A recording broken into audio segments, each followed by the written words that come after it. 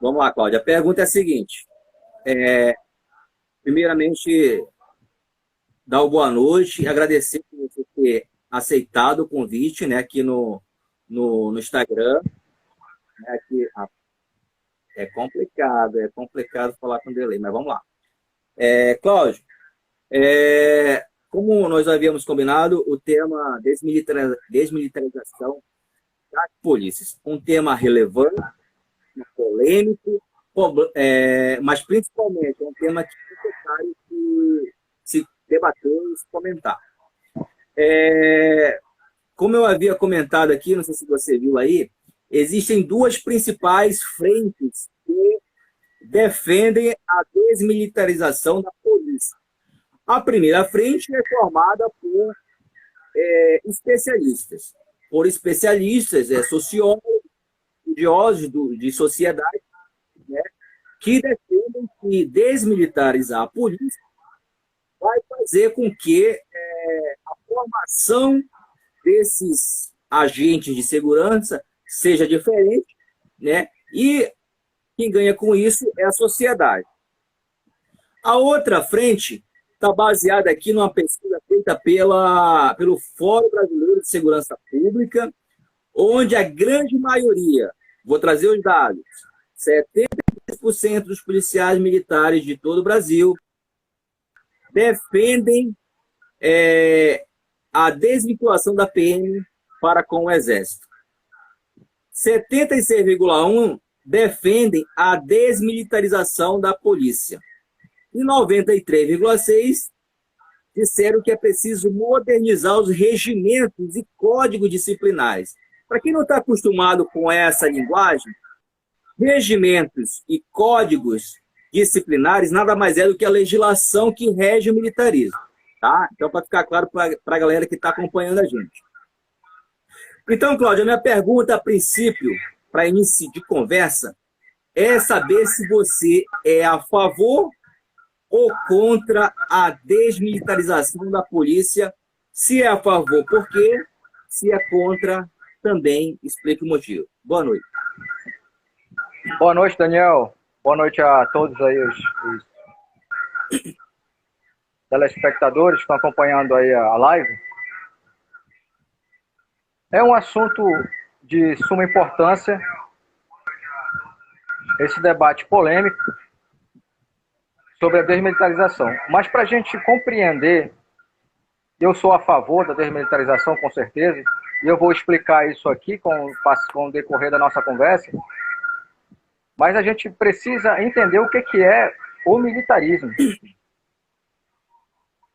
O que é o militarismo? A polícia militar, ela é um braço do Exército. Ela está sob as ordens do Exército. O militarismo, ele tem os seus códigos, ele foi feito, é uma organização, é uma forma de organização que é exclusivamente feita para o combate em guerra. Como eu estava te acompanhando anteriormente, você falando, e o treinamento do militar, ele é aniquilar o inimigo, não pode dar chance para o inimigo. Ele está lá para matar. E esse não é o objetivo da polícia. O objetivo da polícia não é aniquilar o inimigo. Pelo contrário, é resguardar o direito do cidadão que está ali. Ele não está lidando com o policial, ele não está lidando com o inimigo. Ele está lidando com o cidadão, então ele tem que resguardar os direitos do cidadão. Qual é o slogan da Polícia Militar do Amazonas? Né? Resguardar a vida e o meio ambiente. Esse é um slogan. Então, a gente precisa desvincular a polícia do Exército. O Exército é uma coisa, a polícia é outra, trabalha totalmente diferente. São instituições distintas. Mas para a gente falar isso, é preciso a gente entender que a polícia militar, ela tem as suas raízes, as suas bases. São missões diferentes, né? São missões diferentes. A polícia militar, ela tem as suas raízes, as suas bases, lá no século XIX, no primeiro período do século XIX, no período regencial, quando houve as revoltas, né, das províncias, que hoje a gente conhece como estado, naquela época era província.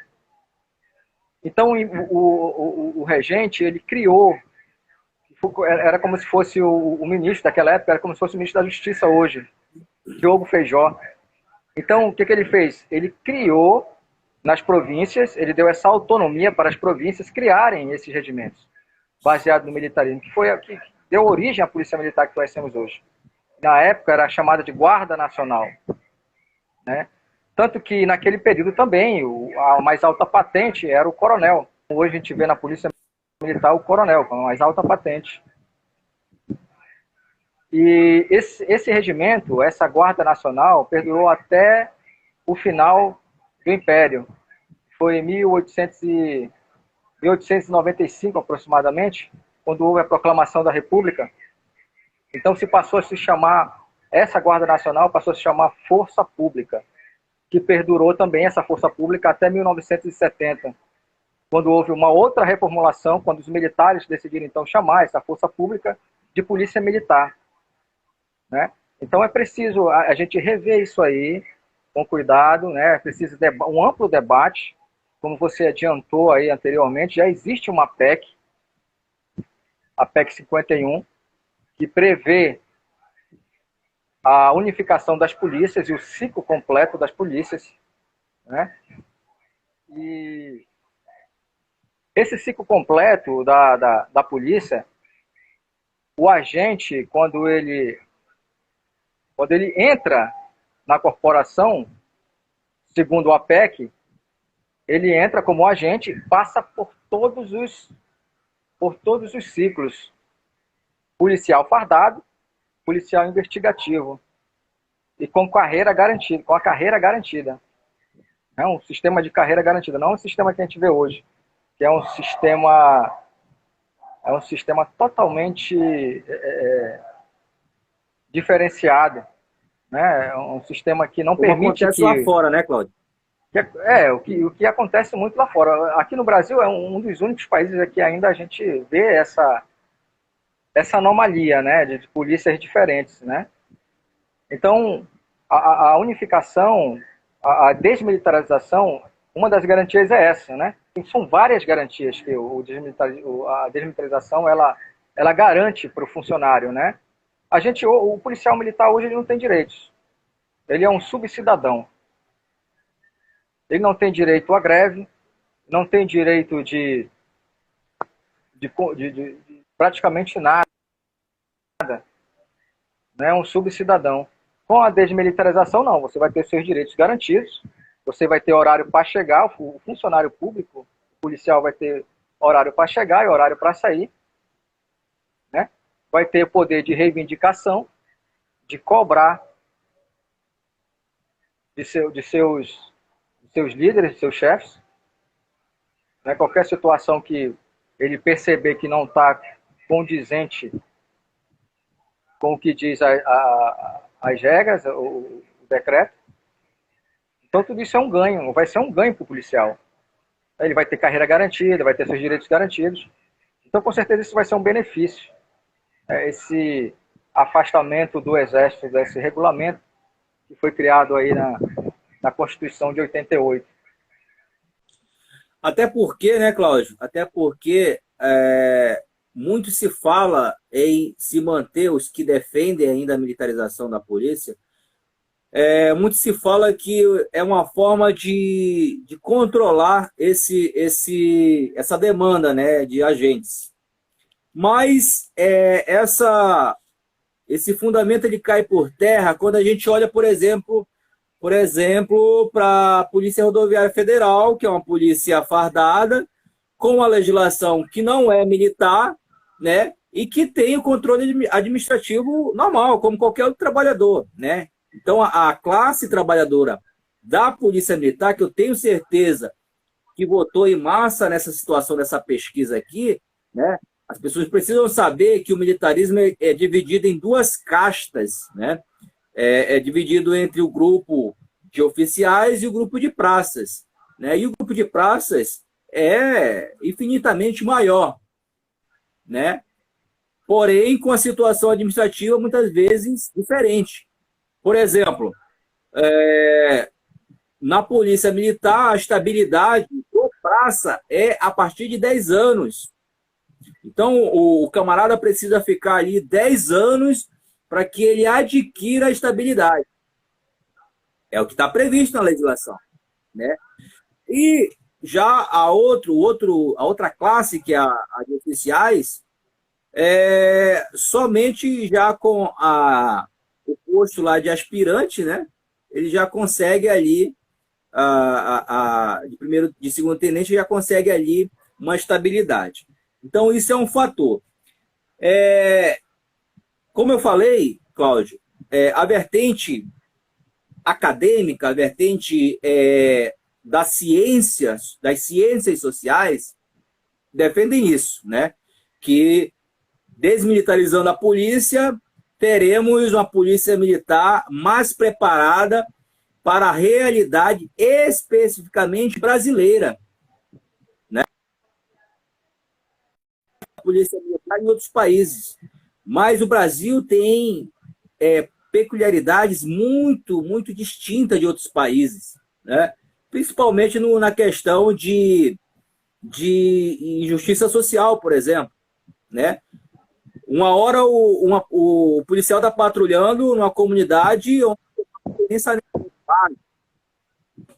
10 minutos depois ele já entra numa região de classe média alta, onde é uma classe completamente diferente financeiramente, né? E que, por diversas vezes, exigem um tratamento diferenciado, né? O que a gente costuma ver por aí, né? Mas, Cláudio, trazendo para o interior das fileiras, essa pesquisa aqui do Fórum Brasileiro de Segurança Pública traz uma realidade, né? Traz uma vocação aí dos policiais militares que almejam se desvincular do militarismo. Porque, como você falou, né, o policial militar, o militar, ele é considerado um subcidadão, né? Dos vários direitos trabalhistas que o cidadão comum tem, o policial não tem. Eu vou citar aqui, direito à greve, por exemplo, carga horária específica. Cláudio, eu lembro de uma vez, no ano de 2006, que eu fui para uma operação lá no Rio Solimões, nas proximidades de Quari, do município de Quari. A gente foi atrás de uns narcotraficantes da fronteira. E eu fiquei, Cláudio, 7 dias embrenhado na selva amazônica, 7 dias. Aí você faz a conta aí, 7 vezes 24, né? Que é 24 horas de dia. Você faz a conta aí. Qual foi a minha carga horária nessa semana de trabalho? Foi tudo isso, gente. Eu passei 7 dias trabalhando. Por quê? Porque o policial militar, a legislação prevê isso, ele não tem uma carga horária específica e nem tem como cobrar. Por quê? Porque ele é policial militar, ele não tem hora para sair do serviço, ele só tem hora para entrar. Então, eu estou trazendo um exemplo bem didático, bem claro, de uma realidade minha, que eu vivia há algum tempo atrás, que é isso, gente. Eu passei 7 dias trabalhando, né? Diferente de outros trabalhadores que são no máximo 8 horas diárias. E quando passam dessa hora, tem direito à hora extra, né? Então, essa vocação, vamos dizer assim, essa vontade que essa pesquisa traz, eu acredito que seja isso, né?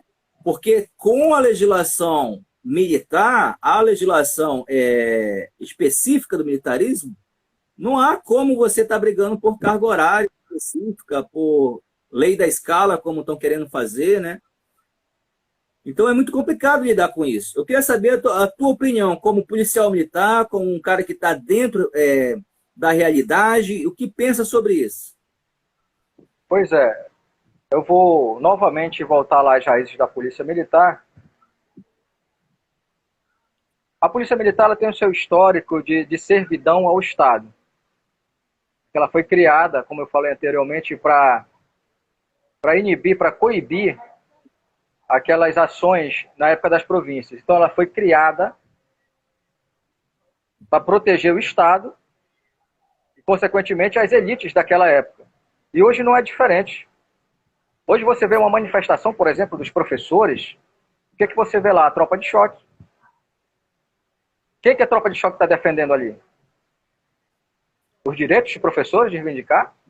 Não, estou defendendo o patrimônio de alguém, estou defendendo um banco, protegendo um banco, o edifício, o material. Isso não é de hoje, isso vem desde aquela época lá do período quando ela foi criada. Recentemente a gente viu um vídeo, está rodando aí nas redes sociais, onde tem uma tropa, se eu não estou enganado, é em Goiás, onde tem um pilotão da Polícia Militar homenageando a primeira-dama de Goiás, chamando pelo nome. Eu achei aquilo ali um absurdo, aquilo ali não é um papel de um policial. Aí eu te pergunto, aqueles policiais, será que eles estão ali fazendo aquela situação porque eles querem? Ou porque foi uma ordem demandada? Porque a polícia militar é vertical, ela é centralizada. Você não pensa, você não tem que pensar, a regra é obedecer. Né?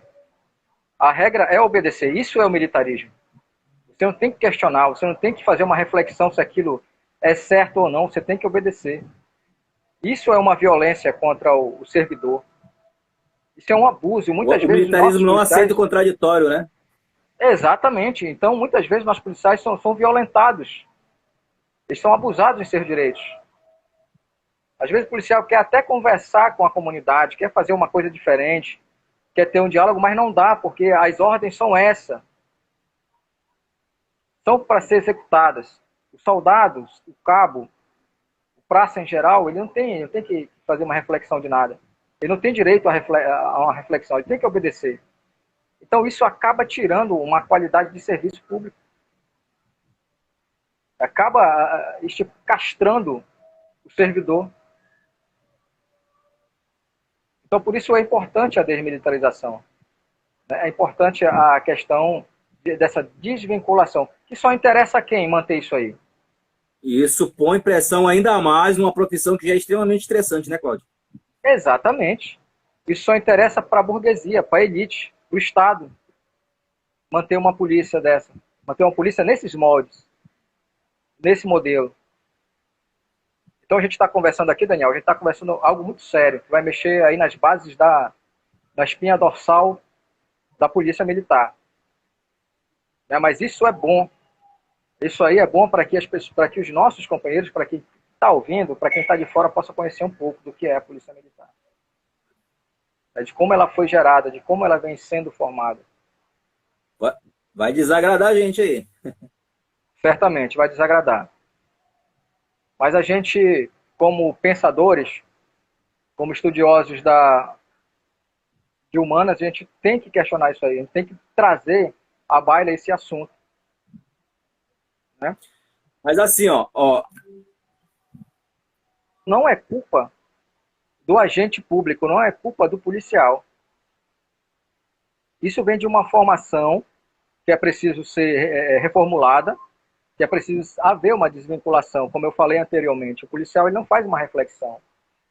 Ele não foi trabalhado, ele não foi formado para refletir no seu atendimento. Recentemente a gente viu um exemplo aí da ação policial, como vem acontecendo já há vários anos, onde o policial entra na periferia, entra atirando, muitas das vezes. Né? Por quê? Porque o treinamento dele é feito para isso, como foi dito no começo, foi feito para aniquilar inimigo. Só que esse inimigo, ele é um inimigo fictício, é um inimigo criado, que não é inimigo para a polícia. O que há são os cidadãos de seus direitos, que devem ser preservados pelo policial. Mas é perceptível isso aí. Mas isso acontece por quê? Justamente por causa dessa questão da militarização, essa questão da ordem, da questão da obediência, da questão também servil que a polícia militar tem com o Estado. Isso precisa ser reformulado. O policial ele tem que entender que ele está ali para servir a sociedade, para servir todo mundo, para servir do pobre ao rico de uma forma igualitária. É um problema, né, que a gente tem que debater, tem que trazer para a sociedade civil, para, enfim, debater todo mundo junto, né? Mas é isso, é uma legislação que eu penso que precisa, no mínimo, ser debatida, né? Principalmente, gente, principalmente no caráter interno do trabalhador mesmo de segurança pública, né?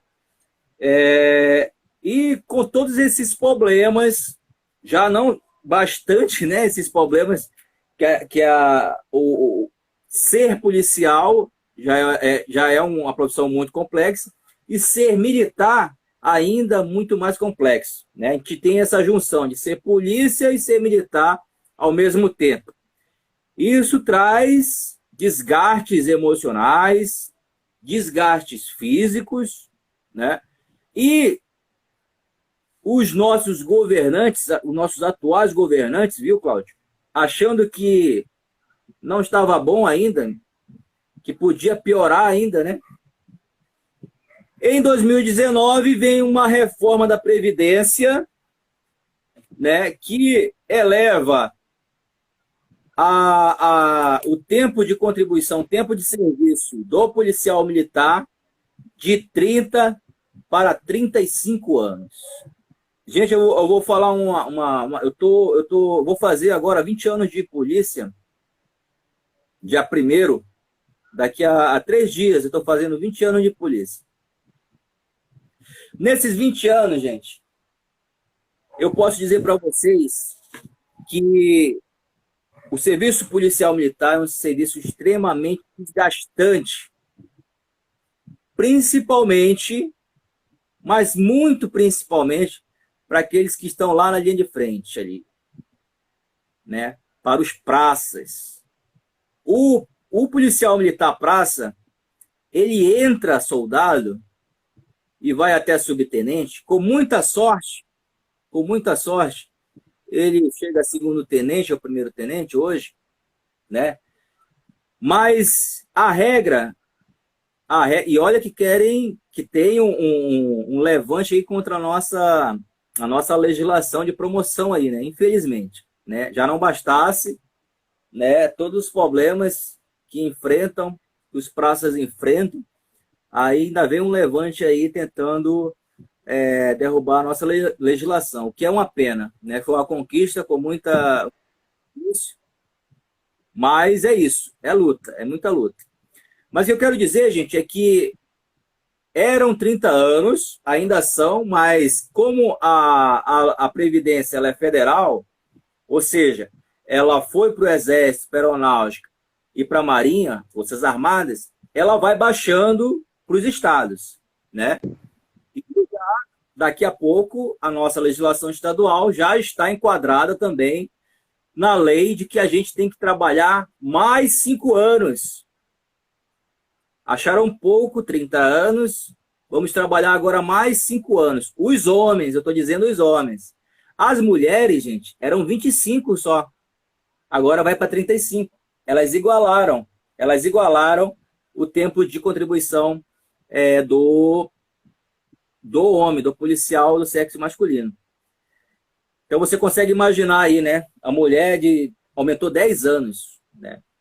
Gente, o policial militar ele entra soldado e ele vai trabalhar numa viatura de polícia até subtenente. Ou seja, até 30 anos, agora até 35. Uma vez eu fui, viu, Cláudio, para Natal, fui passear lá com a família, e passeando na rodoviária, passeando não, né? Eu fui pegar o ônibus na rodoviária lá para ir para Fortaleza, e tinham 2 policiais militares lá fazendo o POG. O POG, para quem não sabe, é o policiamento ostensivo geral, né?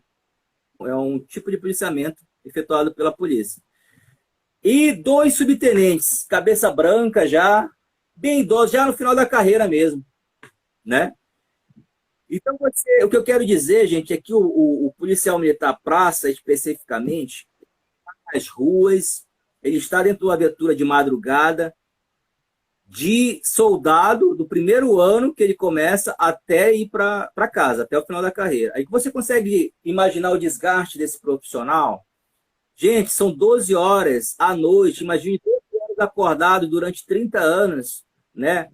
Uma escala aí. Agora são 3 dias de folga, mas antes, até pouco tempo, eram só 2 dias. Eu cheguei a trabalhar aí numa escala ainda mais apertada no interior do estado, né? Então, o que eu quero dizer, gente, é que não tinha como você aumentar mais o tempo de contribuição do policial, né? Principalmente do praça. O praça, ele é muito desgastado durante 30 anos, durante todo o serviço na polícia, né? E não tem como você subir mais 5 anos. O policial militar ele chega aos 30 anos já extremamente desgastado e doente, muitas vezes, pela profissão, né? Pelo desgaste da profissão. E o que eu fico a imaginar, viu, Cláudio? É como colegas, muitas vezes, colegas de todo o Brasil, né? De todas as polícias do Brasil, apoiando políticas que dilaceram seus direitos, direitos básicos. Imagina só você trabalhar mais 5 anos, gente, e aguentar tudo caladinho por causa que você defende uma certa, um certo viés político. Você abre mão dos seus direitos, né? Então, o que eu quero dizer, Cláudio, é isso: é que o fim do militarismo nas polícias, a desmilitarização, vai, na minha opinião, acabar, entre outros problemas, com esse especificamente, né, dos praças, né? Porque é uma legislação realmente, essa nova, em especial, da Previdência, é uma legislação perversa, né? Com esses policiais militares. O que você tem a dizer sobre isso? Olha, Daniel, é um negócio que os historiadores vão ter dificuldade para explicar futuramente em sala de aula.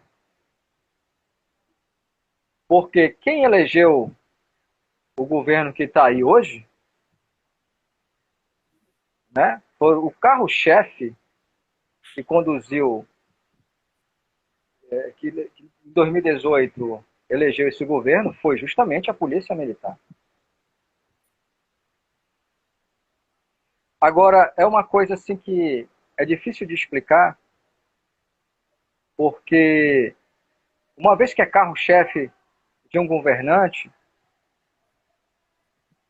é algo que você fica abismado pelo fato desse governante virar as costas para o policial militar.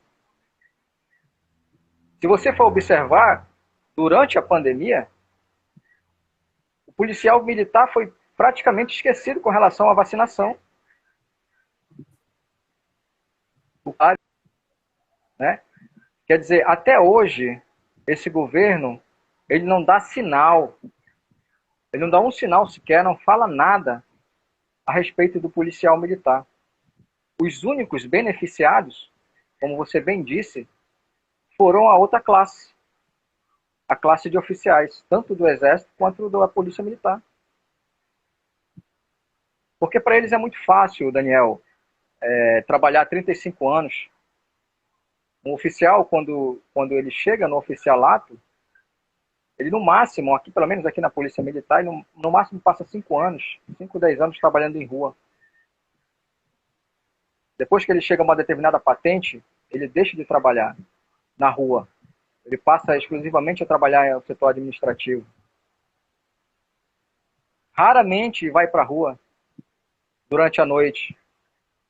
Ele entra numa viatura. Agora o praça não. Do soldado ao subtenente, como você bem disse, está lá atirando. E até uma situação interessante, Daniel, acaba que o militarismo acaba criando um óbice para esses direitos que são tolhidos. Isso é uma coisa que a gente vê muito.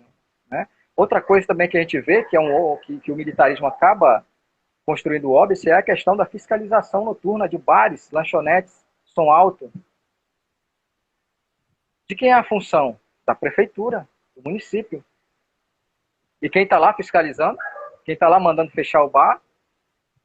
Diminuir o som alto? Policial militar. Então, a demanda em cima do policial militar é muito grande. Né? É muito grande a demanda. Se você observar, é muito grande. E a remuneração é pouca, é muito baixa. Remuneração, a questão do direito trabalhista, mas isso tudo, vou repetir novamente, tem a ver com a militarização da polícia.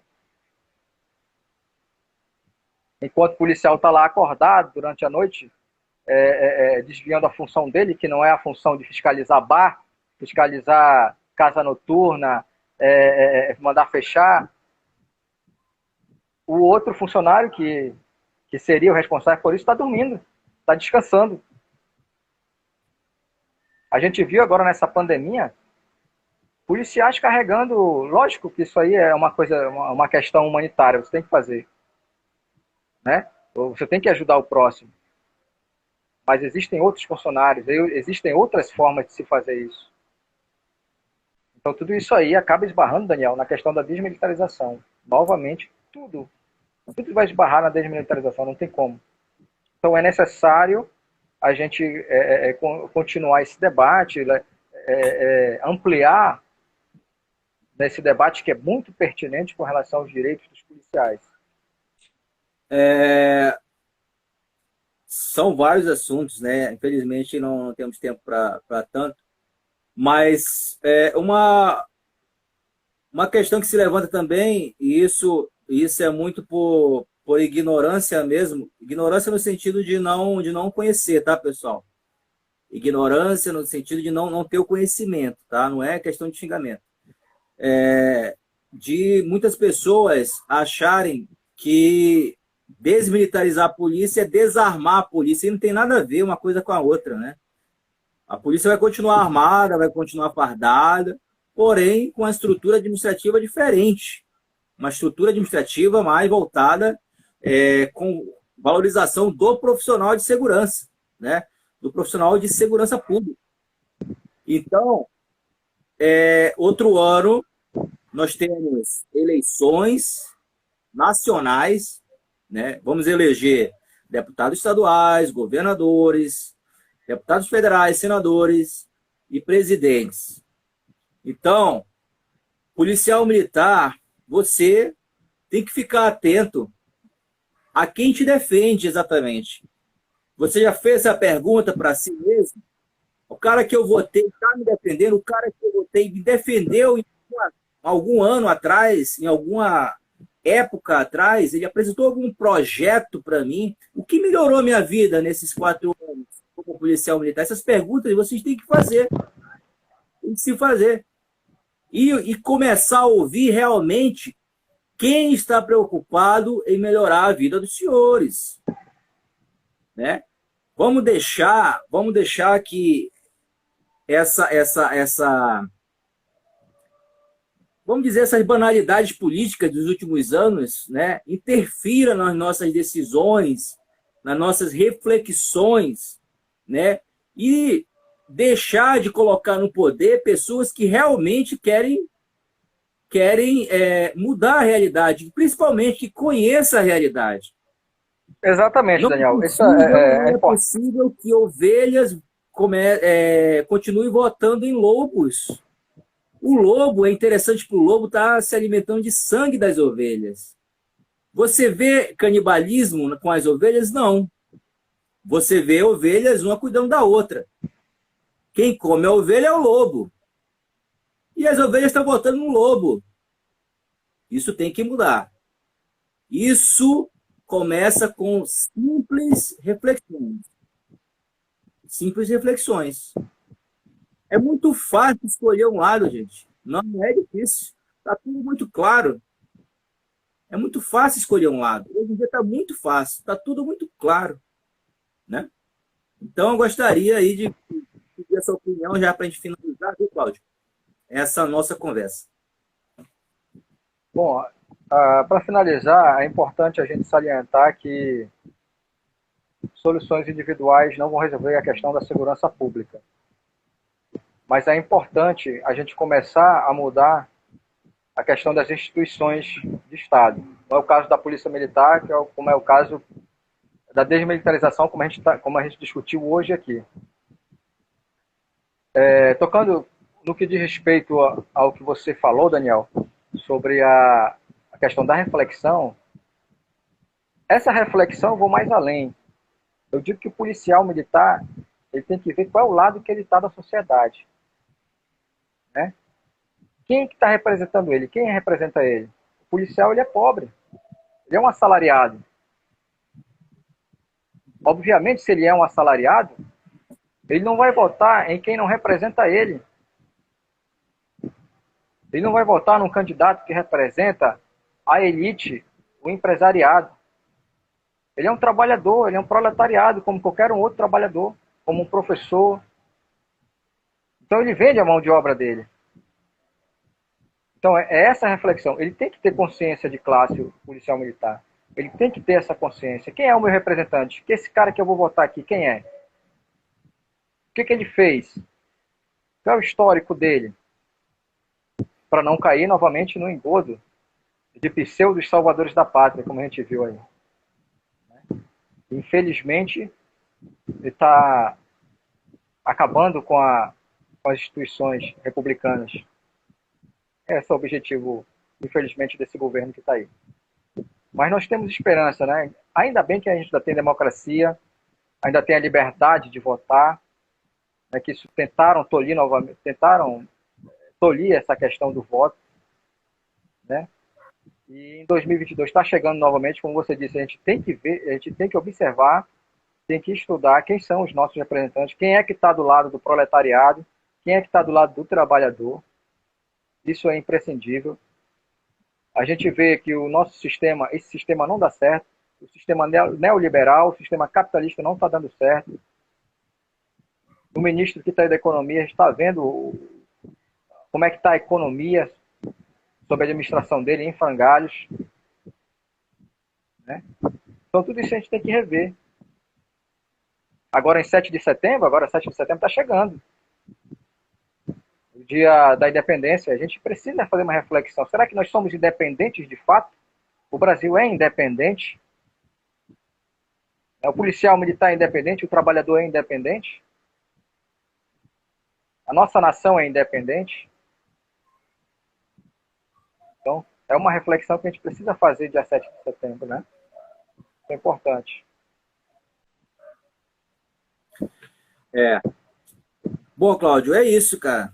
A gente poderia conversar aqui a noite inteira, né? Mas nosso tempo é pouco aí. Mas eu queria agradecer aí. Queria saber se você tem algo mais a falar que não foi perguntado. E agradecer por ter aceitado o convite e que a gente possa ter mais conversas no futuro. Com certeza, esse é um assunto muito amplo, um assunto que se a gente for destrinchar, existe outros subcontextos também dentro dessa questão de desmilitarização, como é a questão também da greve, né? Que para o civil é greve, mas para a gente, pelo regulamento, se torna motim, né? O policial ele não faz greve, ele se amotina. Então, todas são questões que a gente precisa debater dentro da questão do militarismo, né? O policial, depois que desmilitarizar, vai ter direito à greve? Se ele não tem direito à greve, cadê os seus direitos, então? Então, tudo isso são debates que rendem, né, que demandam de tempo e a gente quer desenvolver isso aí, a gente precisa desenvolver isso no meio policial. Precisa mostrar para o policial que existem pessoas que pensam como eles. Eles não estão sozinhos, né? Eles precisam entender isso aí. Existem pessoas que pensam como eles. Tentar agendar outra vez aí, conversar sobre outros temas relacionados à Polícia Militar, à segurança pública, né? Então, até a próxima. A gente volta aí numa próxima. Valeu? Beleza, obrigado. É isso, gente. Espero que vocês possam ter gostado da nossa live aí, tá? Foi um prazer ter vocês por aqui. Iremos trazer mais temas aí, né? Conforme vai passando aí o tempo, a gente vai trazendo mais temas, situações que interessam a sociedade, né? Espero contar aqui com a audiência de vocês, tá? Um abraço, muito obrigado, um bom domingo a todos, uma boa semana e fiquem com Deus. Tchau.